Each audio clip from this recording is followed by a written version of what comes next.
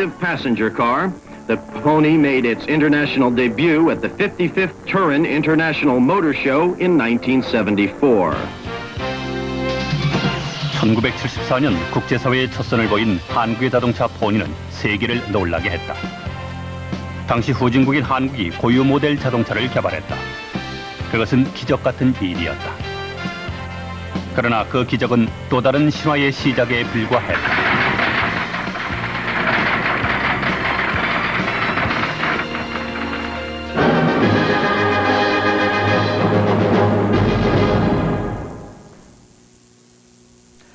(20여 년) 전 최초의 국산 고유 모델로 개발돼서 당시 선풍적인 인기를 누렸던 포니. 그러나 이때까지만 해도 포니는 물론이고 한국이라는 나라를 아는 사람들조차 드물 정도로 한국의 자동차 산업은 원시적 수준이었습니다. 그러나 그로부터 20년이 지난 오늘 우리나라는 자동차 보유대수 1,000만 대, 그리고 세계 제5위의 자동차 생산 대국으로 성장해 왔습니다. 맨주먹에서 시작해서 오늘날 세계 5위의 자동차 생산 대국이 되기까지 자동차 산업 발전의 역사는 곧바로 우리 경제 발전의 역사이기도 했습니다. 그럼 우리 자동차 산업은 과연 언제 어떻게 시작돼서 오늘에 이르게 된 것일까요? 우리의 자동차 산업, 그 첫 시작은 바로 이 시발 자동차였습니다.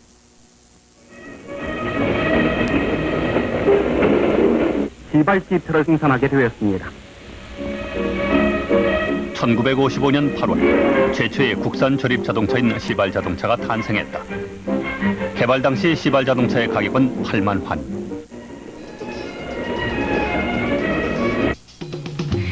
그러나 광복 10주년 기념 산업박람회에 출품돼 대통령상을 받으면서 시발 자동차는 하루아침에 가격이 4배나 폭등할 만큼 큰 인기를 모았다. 첫 출발을 뜻하는 그 이름처럼 시발 자동차는 우리나라 자동차 산업의 새로운 시작이었다.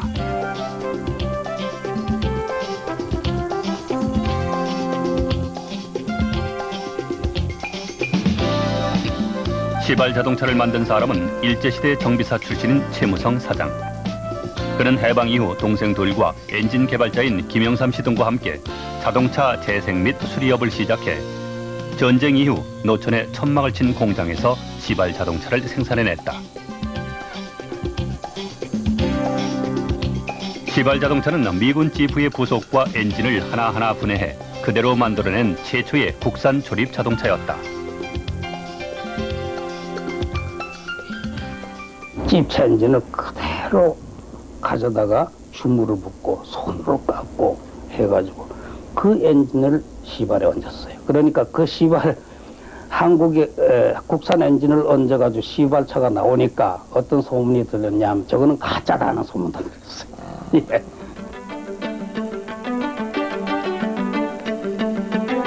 당시 시발 자동차의 모델이 된 자동차는 6.25 당시의 미군 J601 카고 트럭. 바로 이 지프차의 엔진을 모방 시발을 만들어냈지만 그 기술력은 일제시대부터 축적된 것이었다. 우리나라에 들어온 최초의 자동차는 1903년에 도입된 고종의 어차.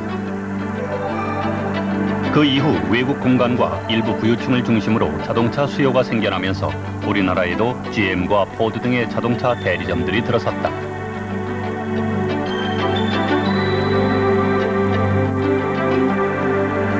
그 뒤를 이어 한국인들이 운영하는 자동차 정비업소와 소규모 부품업체들이 생겨났다. 그것이 바로 우리 자동차 산업의 첫 출발이었다.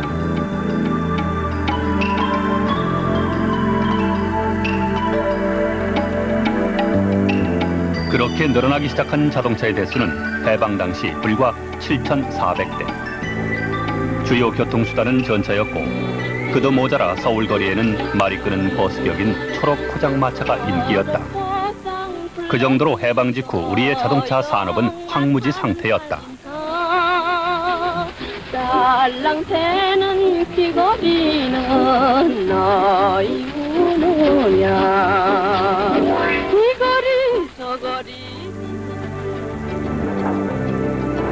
전쟁으로 그나마의 자동차마저 파괴돼 버리고 전후 전국 각지엔 군용 폐차를 재생하는 자동차 재생 공장들이 들어섰다. 버스를 만들던 하동환 자동차도 그 중에 하나였다. 이 미군들이 군용 폐차를 불화할 때는 전부 끊어서 폐차를 해요. 근데 이게 산소통 하나하고 폐차가 천막 공장에 들어가면 일주일 만에 버스가 기어 나오거든. 그 멋진 버스가. 야, 그 다음부터 한국 사람 신기를 가졌다고.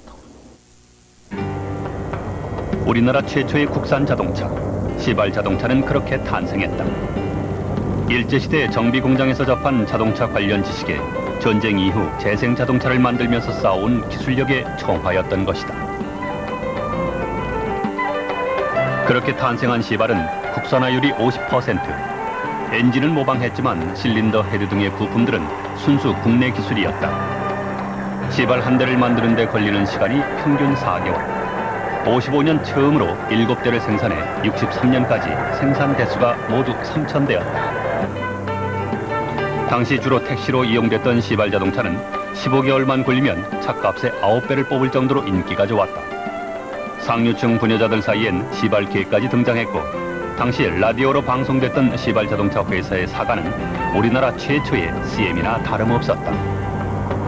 오래전께서 기억을 잊어버리지 않은 끝에서 시발 우리의 시발 끝도 없이 발전하는 우리의 시발 자꾸 끝에 가서 자꾸 시발이 반복되는데 그때는 그까지 CM송이 아니고 자동차 회사 사과입니다.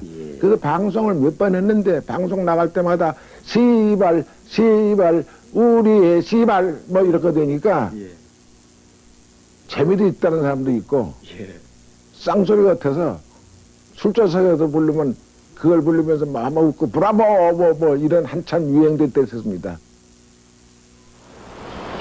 이곳은 부평에 있는 한 자동차 공장입니다.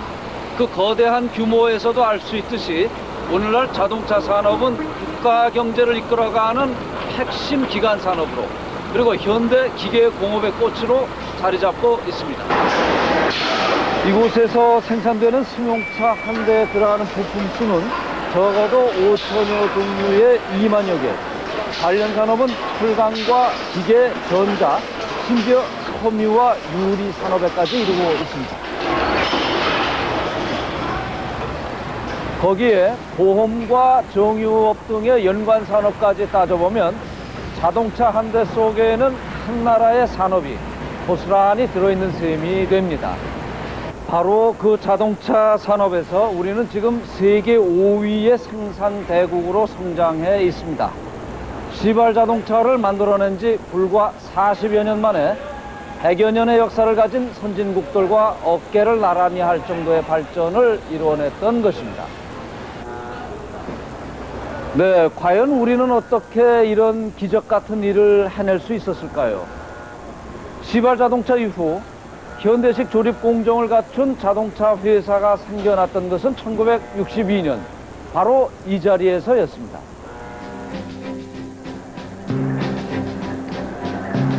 (1962년 8월 27일) 우리나라 최초로 근대적 조립 라인을 가진 자동차 공장이 세워졌다. 그것이 현재 대우자동차 부평 공장 자리에 있었던 새나라 자동차. 제1차 경제개발 5개년 계획의 첫 사업이자 제1호 공장이었다. 제1기업호 사장 박노정이 일본 닛산 자동차의 부품을 들여와 만들었던 새나라 자동차는 낙성식장에 대통령이 참석할 정도로 큰 관심을 모았다. 처음엔 외국인 관광용으로 도입됐던 새나라 자동차는 62년에 아시아 영화제를 계기로 일반 택시로 둔갑해 63년엔 서울 시내 택시 2,700여 대의 절반이 새나라 자동차로 바뀌게 된다. 이후 최초의 국산 자동차인 시발 택시는 모두 새나라 자동차로 대체돼 버렸다. 그러나 새나라 자동차의 성장에는 수입품에 대한 전액 관세 면제에다 정부로부터 거액의 외화 융자까지 받는 특혜라는 배경이 있었다. 결국 새나라 자동차 사건은 3공화국의 4대 부정사건의 하나로 국회에서까지 논란이 되게 된다. 도대체 새나라 자동차를 들여온 이유가 뭡니까? 그것도 국교도 재개되지 않은 일본에서 말입니다. 12만 원에 사온 자동차를 25만 원에 팔았다니. 그런 특혜가 어디에 있습니까? 한간에는 그 돈이 정치 자금으로 쓰였다는 소문이 파다합니다. 그 막대한 이익금이 어디로 갔는지 이 장관은 명백히 밝혀주시오. 새나라 자동차에서 도합 5,700만 원이 넘는 이익을 본 것은 사실입니다. 하지만 그 돈은 모두 세금이나 퇴직 적립금, 시설 자금으로 재투자됐습니다. 중앙정보부가 새나라 자동차 사장 박노정에게 강제로 백지위임서를 쓰게 했다는데 그게 사실입니까? 30%의 권리를 위임한다는 위임장을 쓴 것은 사실입니다. 하지만 박 사장이 날인한 사실은 없습니다. 새나라 자동차는 결국 신진공업사로 넘어가게 된다. 부산에 있는 신진공업에서는 여러 가지 어려움을 극복한 끝에 우리나라에서는 처음으로 우리들의 손으로 각종 자동차를 만들어내는 데 성공한 후 지난 4월 23일부터는 서울시청 앞에서 전식회를 열어 많은 사람들의 절찬을 받고 있습니다. 신진공업사는 당시 국산 제2호 자동차 신성호 자동차를 생산하던 부산의 자동차 업체였다. 신성호 자동차는 새나라 자동차의 외형을 그대로 모방해서 만들어낸 국산 자동차였다. 그러나 망치로 드럼통을 펴고 용접을 해서 만들어냈던 신진공업사의 신성호 자동차는 당시 뛰어난 성능과 스타일로 양장미인이라 불렸던 새나라 자동차의 인기를 따르기 어려운 상태였다.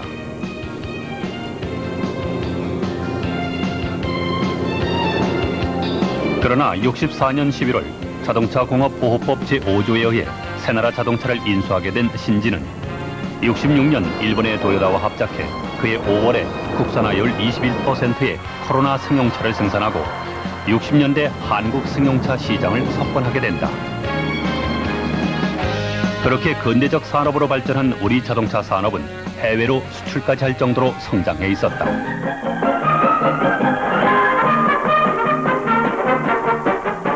이번에 수출되는 버스는 메이드 인 코리아의 상표도 뚜렷하게 파월 국군과 같이 나이한의 국위를 선양하면서 남국의 아스팔트를 달릴 것입니다.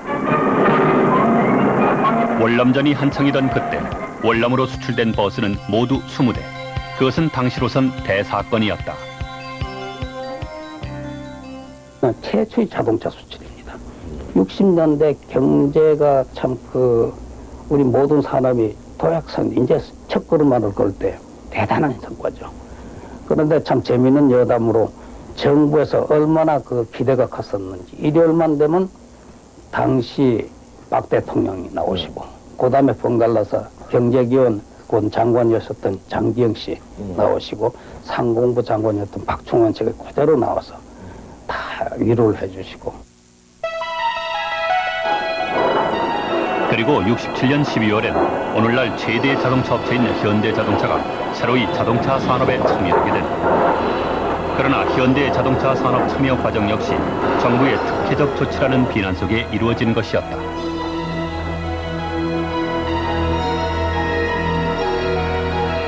당시 현대의 상황이란 겨우 울산에 공장 부지를 확보하기 위한 매립 허가를 받아놓은 상태.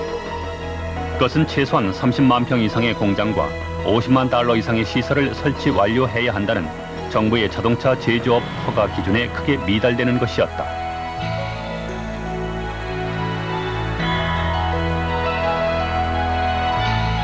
그러나 정부는 그 허가 조항을 위배해 가면서까지 현대의 참여를 용인했고 그 직후 그 허가 기준은 철회됐다.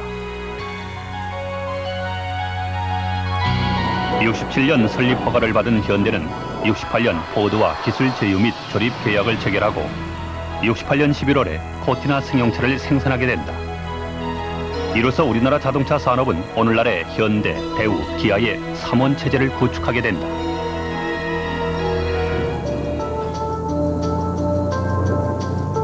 당시 기아는 3륜 화물차로 공전의 히트를 치고 있던 화물차 전문업체.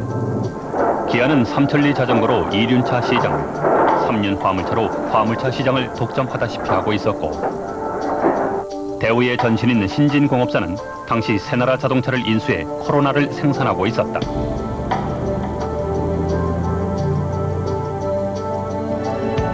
69년엔 경부 고속도로가 개통되면서 우리는 본격적인 자동차 시대를 맞게 되고 자동차가 날로 늘어가면서 이 당시 뉴스에는 벌써 교통지옥이라는 단어가 등장하고 있었다.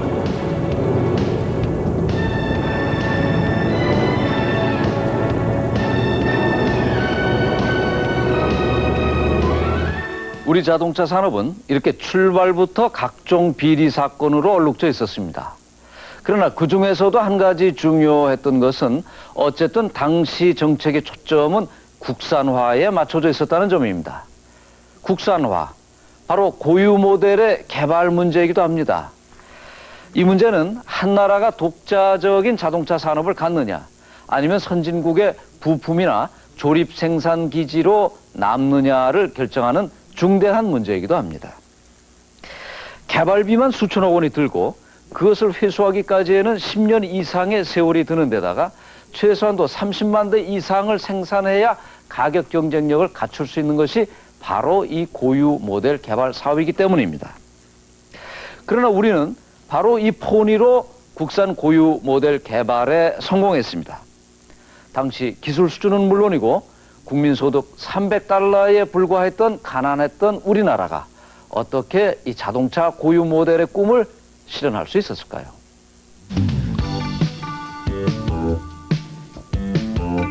(1974년 10월) 우리나라 최초의 고유 모델 자동차인 포니가 탄생했다. 한국 시장이 좁다. 그리고 한국 시장 하나만 가지고는 자동차 공장을 못 오겠다. 그러니까 한국 시장에도 팔고 수출도 하고 그러기 위해서는 고유 모델을 만들어야겠다. 왜냐하면 모든 국제 소위 다국적 기업은 모든 나라에 다 수출하고 있습니다. 그렇기 때문에 예를 들어서 포드나 GM이나 이런 차를 가지고서는 차를 만들면은 우리가 수출을 못 하거든요. 왜냐하면 그 회사들이 뭐 세계를 다 수출돼 있으니까. 그러기 위해서는 고유 모델을 만들겠다. 74년 당시 현대는 설립된 지 6년, 연산 7,000대 규모의 조그만 회사였다. 그런 현대가 고유 모델 자동차를 생각한 것은 정부의 국산화 정책에서 비롯된다. 73년 1월 정부는 중화공업 체제로의 전면 개편을 발표하고 자동차 공업을 중화공업의 핵심 산업으로 지정했다. 그리고 그해 7월 20일 국내 자동차 4사에 연산 5만 대 규모의 고유 모델 양산화 계획서를 제출할 것을 지시한다. 당시 국내 자동차 4사 모두의 생산 규모가 연산 3만 대 수준일 때의 일이었다. 그 73년대 양상이 달라진 게 우리나라 60년대 추진한 모든 공업화, 주공업화 계획, 석유화학공업, 전자공업이 제대로 발전을 해요. 그 기반이 있기 때문에 70년대 초 우리가 용기를 낼 수 있는 기회가 왔다 이겁니다. 이번 기회에 아예 예속적인 자동차 공업을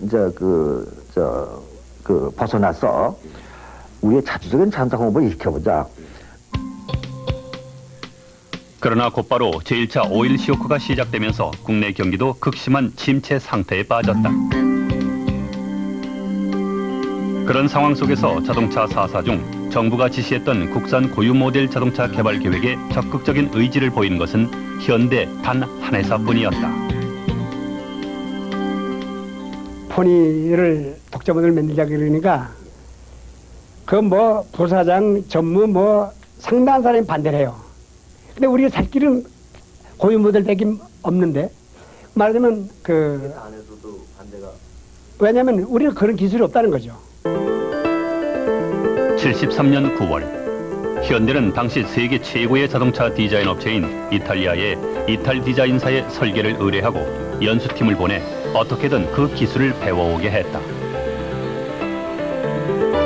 당시 디자인 가격이 무려 200만 달러. 자동차 디자인은 지금이나 그때나 자동차 개발 기술이 집약된 첨단 사업이다. 현대 연수팀은 철저한 보안 속에 이루어지는 포니의 개발 과정을 어깨너머로 배워야 했다. 처음부터 걔네들이 하는 거를 일기 쓰듯이 이렇게 하나하나 쓰는 겁니다. 써갖고 쓰면서도 이게 뭔지 내용을 모르는 거예요.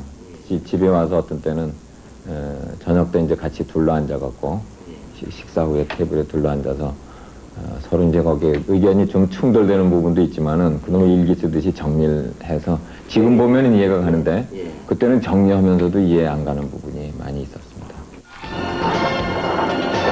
포니의 스타일과 기본 구조가 완성된 것이 74년 2월. 곧이어 일본의 미쓰비시와의 기술 제휴하에 개발에 들어간 지 8개월 만에 우리나라 최초의 국산 모델 자동차 포니가 그 모습을 드러낸다. 우리는 아시아에서는 일본에 이어서 두 번째로, 세계 16번째로 고유 모델 개발에 성공했던 것이다. 그 당시에 62마력일 거예요. 62마력 엔진인데 이걸 우리가 만들었으니까 저게 62마력이 제대로 다 나올 것을 않아요. 그래서 이 열심히 만들긴 이제 다 만들었는데 만약 이놈의 차가 남산을 못 올라가면은 우리는 망했다. 이제 그렇게 생각으로 만들었는데 이놈의 차가 말이야 남산을 아주 겉도르게 앵앵 걸고 잘 올라가더라고요. 74년 10월 말 이탈리아의 토리노에서 열린 제55회 세계 자동차 박람회에 출품된 포니는 14개 국가로부터 수출 상담을 받는 성과를 거뒀다. 이 같은 성공을 발판으로 현대는 75년 연산 5만 6천 대 규모의 포니 전용 공장을 건설한다. 우리나라 자동차 산업이 사상 처음으로 단순 조립 단계에서 벗어나 선진국형 종합자동차 공장을 갖추게 된 것이었다. 포니는 생산 첫 해에 국내 시장의 50%를 점유하며 선풍을 일으켰다. 미국, 일본, 서유럽을 제외한 다른 어디에서도 고유 모델을 추진했던 예가 지금까지 없습니다. 그리고 성공한 바도 없고요. 이 고유 모델을 갖게 되면 특히 수출 시장을 개척한다는 차원에서 굉장히 능동적으로 대응할 수 있기 때문에 굉장히 중요해지는 거죠. 우리나라와 같이 고유 모델을 개발하게 되면 그런 제약이 없어지기 때문에 종속적이 아닌 독자적인 차원에 있어서의 그 산업 발전을 도모할 수 있다는 점에서 굉장히 중요해지는 것이고 바로 그것이 70년대에 있어서의 바로 그 고유 모델 개발의 결과라고 볼 수 있습니다. 76년 에콰도르에 5대를 수출한 것을 시작으로 포니는 승용차 수출 시대를 열었다. 전무했던 우리 승용차의 수출량은 76년에 1200여 대, 79년에는 3만 1000여 대로 비약적으로 늘어났고 내수 시장도 폭발적으로 늘어났다. 본격적인 자동차 시대가 열리고 있었다.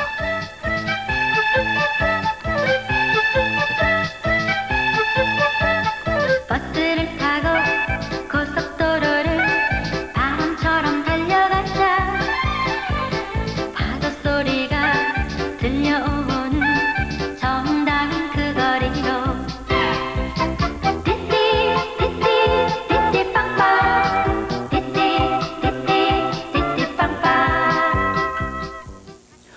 오늘날 우리가 세계 5위의 자동차 생산 대국이 될 수 있었던 시발점은 바로 이 고유 모델 자동차를 개발하면서부터라고 이 전문가들은 말합니다. 지금도 고유 모델을 가지고 있는 나라는 전 세계 16개 나라에 불과합니다. 캐나다와 같은 선진국도 아직 이 사업에는 성공하지 못하고 있습니다. 이런 엄청난 일을 이루어내기까지에는 한 기업에 무모할 정도의 추진력과 열정이 있었다는 것을 부인할 수 없습니다. 그러나 과연 그것만이었을까요?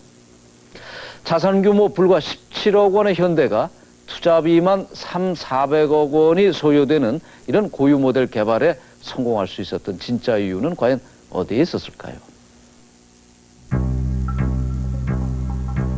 포니가 개발되기 직전인 70년대 초반, 우리 자동차 산업은 극심한 불황에 빠져 있었다. 전반적인 경기 위축으로 현대의 경우 69년에는 49%이던 공장 가동률이 71년엔 27%까지 떨어져 있었다. 83 긴급명령에 따른 사채 신고액은 3,500억 원을 넘어섰습니다. 이번 사채 정부는 72년 8월에 경제 안정과 성장을 위한 긴급 조치, 이른바 83 조치를 단행해 경제 회생에 나섰다. 83 조치라는 초헌법적 조치로 기업들의 자본 구조는 획기적으로 향상된다. 당시 83 조치로 현대는 커다란 혜택을 본다. 71년 말 38억 원에 달하던 단기 차입금이 72년에 29억 원으로 줄었고 전무하던 국내 장기 자본이 34억 원, 141억 원이던 이자 지급액이 72년엔 불과 12억 원으로 줄어들었던 것이다. 그리고 정부의 자동차 산업 지원책이 잇따라 발표됐다.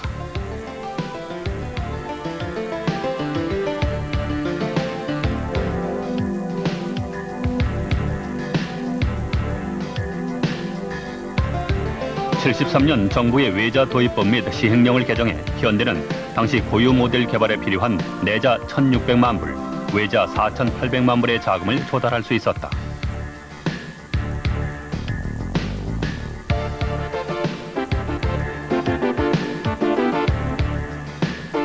외국인 투자 유치에 관한 법 개정과 기술개발 준비금에 대한 조세 감면 등 포니의 개발에는 정부의 지원책이 절대적인 요소로 작용했다.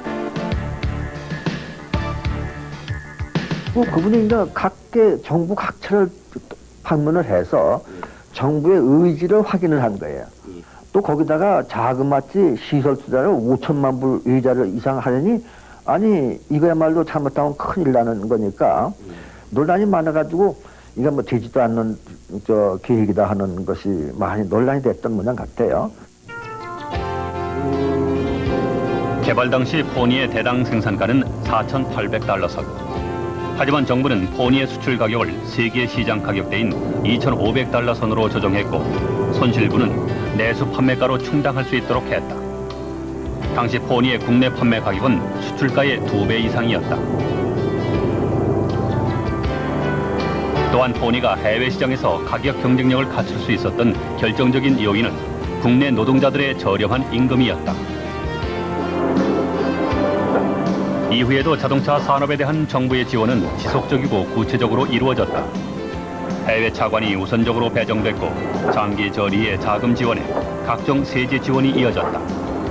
그런 지원 덕에 포니는 품질에 비해 값이 싼 자동차로 세계 시장으로 진출할 수 있었던 것이다.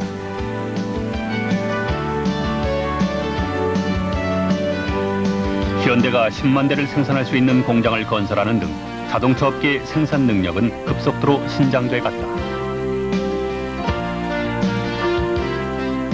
당시 최고 통치권자의 강력한 의지가 내포되어 있다고 볼 수 있습니다. 자동차 육성에 있어서는. 그래서 이제 어떻게 보면은 정부가 앞에서 끌고 가는 그런 입장이었고 기업들은 거기에 대해서 따라가는 그런 입장이었다고 볼 수 있습니다. 그런 것이 잘 있는 정책이 이제 자동차 산업 장기 진흥 계획이라고 볼 수 있습니다. 예. 바로 그러한 정책들이 아주 긴밀하게 잘 추진이 됐다는 것이군요. 예, 그렇습니다. 그리고 그에 대한 이제 그 성과가 70년대 말을 통해서 충분히 잘 나타났었다고 볼 수 있습니다. 79년 말에 내수 시장이 16만 대선, 국내 시장도 폭발적으로 성장하고 있었다.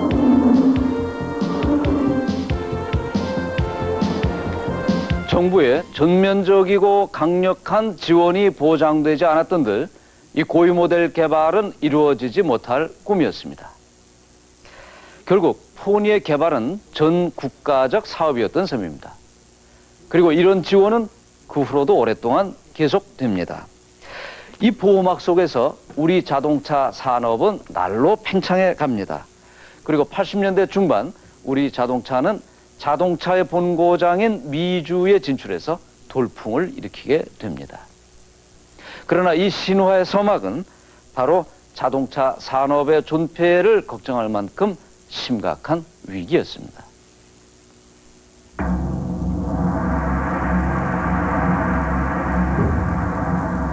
(80년대) 초반 자동차 산업은 사상 최대 위기를 맞고 있었다. 본격적인 자동차 산업이 시작된 지 20년 만에 최악의 불황이었다. 제2차 오일 쇼크에 정치적 격변까지 겹치면서 평균 가동률이 현대가 50%, 세한과 기아는 30%에도 미치지 못하는 상황이었다. 당시 국가보위 비상대책위원회는 이른바 820 조치로 자동차 업계의 구조 조정에 나섰다.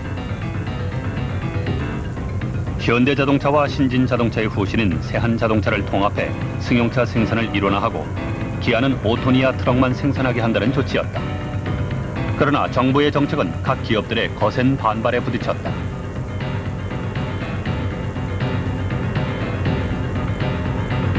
결국 정부는 81년 2월 승용차 생산 일원화 정책을 포기하게 된다. 승용차를 현대와 세한으로 이원화하고 기아자동차와 동아자동차를 통합하겠다는 것이었다.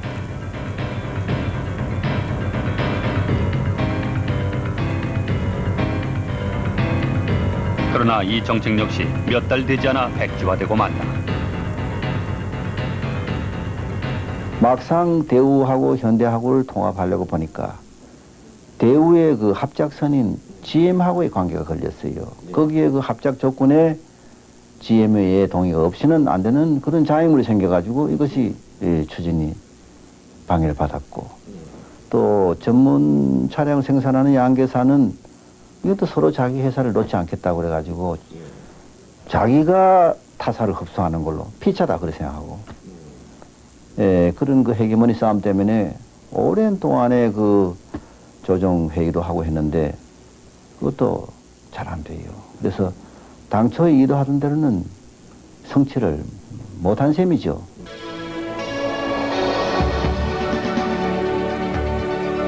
통합을 백지화시킨 기업들은 오히려 대규모 투자에 나섰다. 현대가 울산에 30만 대 양산 공장을, 기아도 아산만에 30만 대 규모 공장을 건설했다. 양산 체제를 갖춰 수출로 살 길을 모색하겠다는 것이었다.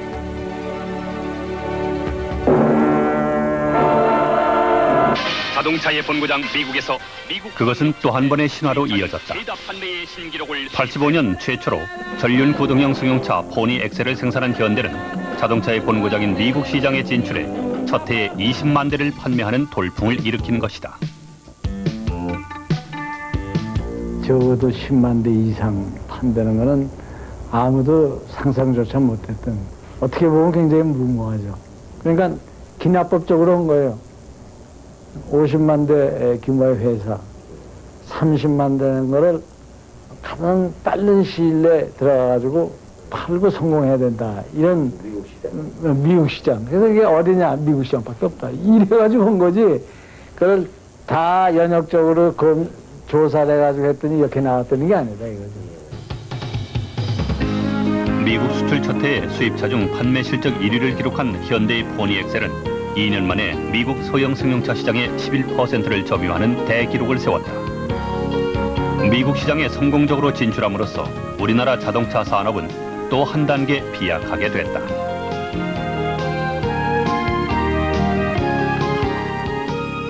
미국 시장은 보통 우리가 그 자동차 시장의 그 박람회장이라고 합니다. 그만큼 그 세계 각국의 그 차들이 그 제한 없이 경쟁을 하고 있기 때문에 그 미국 시장에서의 성공은 곧 세계 시장에서의 성공을 의미하는 것이죠. 우리가 그 미국 시장의 진출의 그 첫 번째 의의로 들 수 있는 것은 한국차가 처음으로 그 규모의 경제를 실현했다는 점입니다. 당시 수출 첫 해에 우리가 30만 대 이상을 수출했기 때문에 단일 차종으로서 그 규모의 경제를 실현한 것이죠. 우리 자동차의 미국 시장 진출이 잇따랐다. 86년 승용차 시장에 다시 뛰어든 기아도 프라이드로 미국 시장 진출에 성공했다.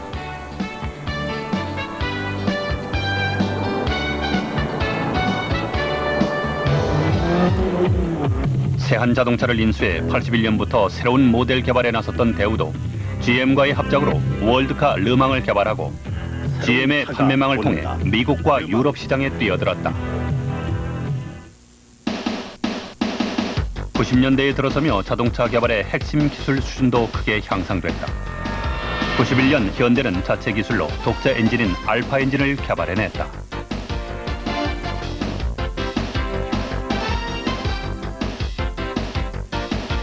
대우는 영국과 독일 등의 자동차 연구소를 인수해 고유 모델 개발에 들어갔다. 지금까지 우리나라가 개발한 고유 모델은 10여 종을 넘어섰다. 우리 자동차 산업의 수준은 선진국을 위협하며 성장하고 있었다.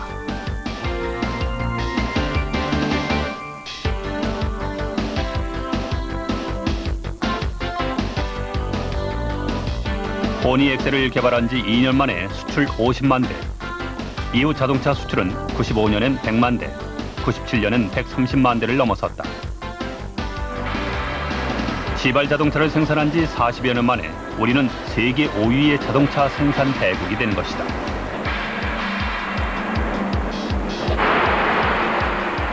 80년 10만 대 수준이던 내수 시장도 95년에는 200만 대, 무려 20배나 성장했고 97년 국내 자동차 보유 대수는 1000만 대를 넘어섰다.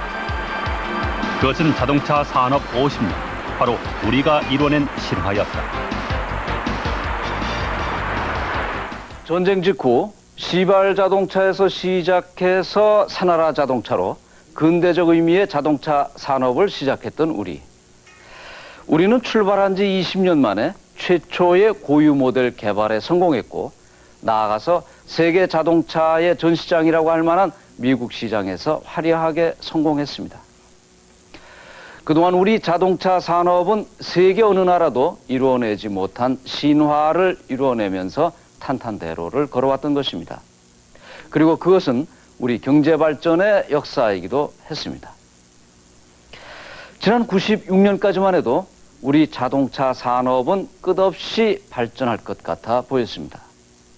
그러나 그것은 한때의 꿈에 그치고 마는 것일까요? 지금 우리의 자동차 산업은 참담하리만큼 어렵습니다.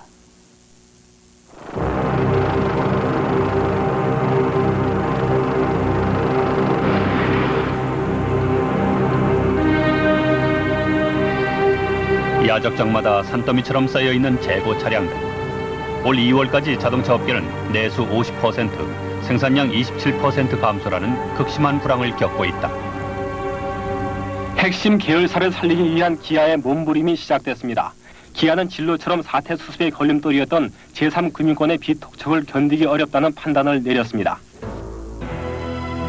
96년부터 자동차 산업의 성장률이 둔화됐고 지난해 7월엔 재계 8위의 대기업인 기아가 부도 직전에 몰리는 대사건이 일어났다. 기아의 부도는 자동차 산업 전반에 막대한 영향을 미쳤다.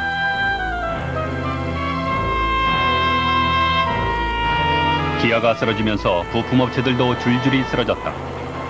올해 자동차 업계 예상 가동률은 58% 선. 자동차 산업의 불황으로 인한 관련 산업의 매출액 감소는 8천여억 원에 이를 것으로 예상된다. IMF 한파가 겹치면서 자동차 산업이 본격적인 구조 조정기에 들어선 것이다. 사실 그 세계 그 자동차 산업에서의 그 공급 과잉은 만들상 있어 왔던 일이긴 합니다. 그러나 우리가 여기서 주목해야 될 사실은 빅3를 포함하는 그 소형차 이제 경쟁이 이제 다각화되고 있고 또 자동차 기업의 그 글로벌화가 이제 추진되고 있는 것과 맞물려서 이러한 공급 과잉이 세계 시장에서의 그 한계 기업의 그 퇴출에 이제 가져올 수 있다, 그렇게 볼 수 있습니다. 극심한 불황 속에서 우리 자동차 산업은 새로운 전기를 맞고 있다. 세계 1위의 삼성이 논란 끝에 새로이 자동차 산업에 뛰어들었다. 올 1월엔 부진을 면치 못하던 쌍용 자동차가 급기야 대우 자동차에 인수됐다.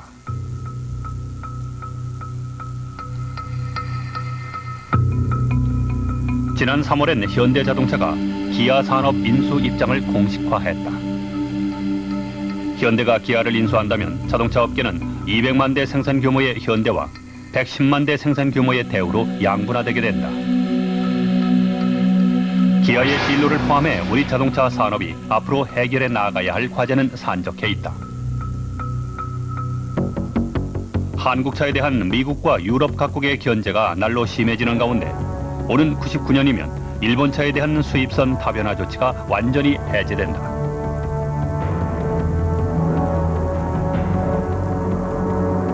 공급 과잉과 불황으로 치열한 전쟁을 치르고 있는 세계 자동차 시장의 변화 속에 사상 최대 위기에 봉착해 있는 우리 자동차 산업.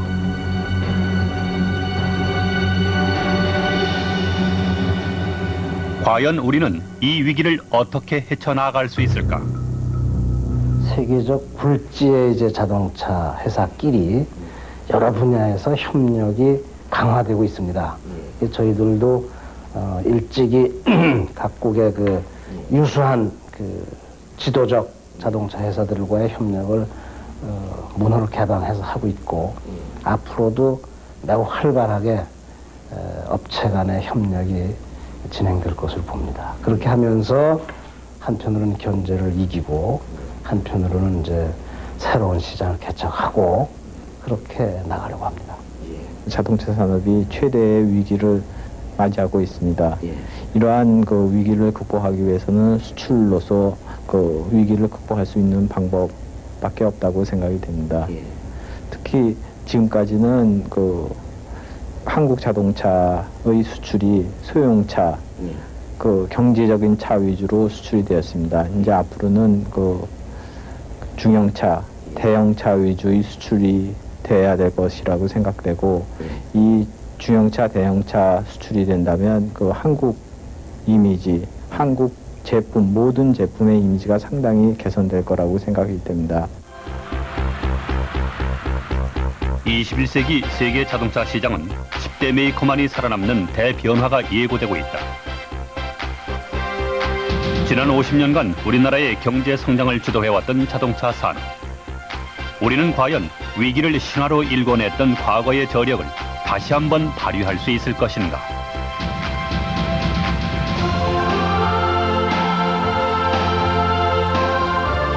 지난 50년 우리 자동차 산업의 역사는 스스로 생각해봐도 대견할 만큼 비약적으로 성장해 왔습니다. 그러나 과잉 중복 투자의 비난을 받는 등 현재의 경제 위기를 불러온 데 대한 비판의 소리도 있습니다. 그런데 오늘 이 시점에서 50년 자동차사를 되돌아보면서 확인하게 되는 것은 우리 자동차 산업은 본격적인 정보화 시대의 도래에도 불구하고 여전히 포기할 수 없는 국가 기간 핵심 산업이라는 점입니다. 최근 기아 자동차 인수를 둘러싼 공방이나 그룹의 사활을 걸고 자동차 사업에 뛰어든 삼성, 또한 국가의 명운을 걸고 전쟁을 벌이고 있는 일본과 미국의 자동차 전쟁, 이런 모습들을 지켜보면서 우리는 현대 자동차 산업의 중요성을 더욱더 깊이 인식하게 됩니다. 이제 우리는 또 한 번 도약해야 할 시점에 서 있습니다. 지난 50년간의 신화를 21세기의 신화로 이어가기 위해서 우리가 여기서 해야 할 일은 무엇일지, 이것 역시 건국 50년에 던져볼 만한 질문인 것 같습니다.